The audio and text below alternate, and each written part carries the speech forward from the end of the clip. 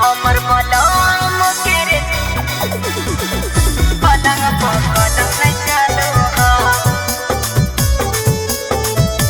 हमर मलम के रे पलंग पकड़म नहीं चलो DNS music recording studio Patna करके गनी बियावा कैसन माजा मिलो करके गनी बियावा कैसन माजा मिलो हमर बलम के रे छौड़ा पलंग पकड़म नहीं चलो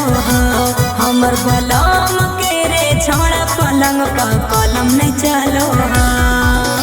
अभी ले गे छौड़ी गोदी में लइको न खेलो अभी ले गे छौड़ी गोदी में लइको न खेलो हमर बलम के रे छौड़ा पलंग पकड़म नहीं चलो हमर बलम के रे छौड़ा पलंग पकड़म नहीं चलो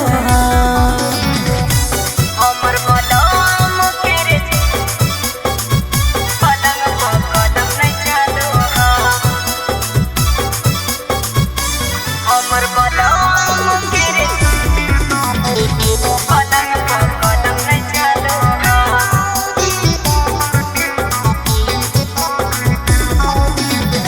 भरपूरा मिलत होतौ से जवाला माजा गे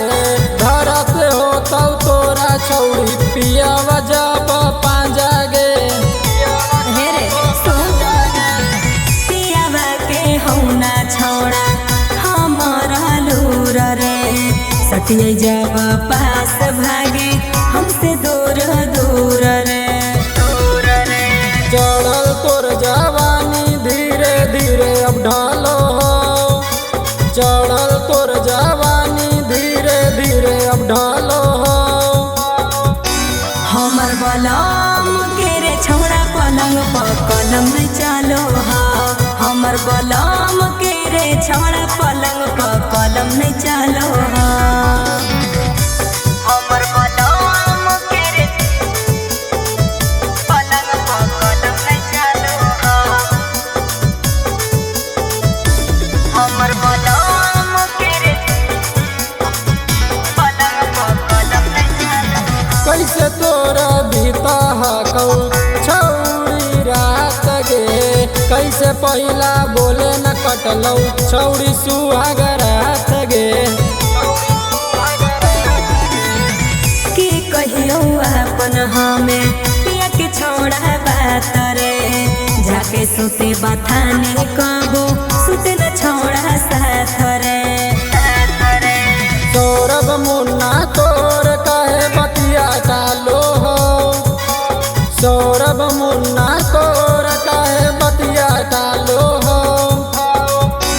हमर बलम के रे छौड़ा पलंग पकड़म नहीं चलो हमर बलम के रे छौड़ा पलंग पकड़म नहीं चलो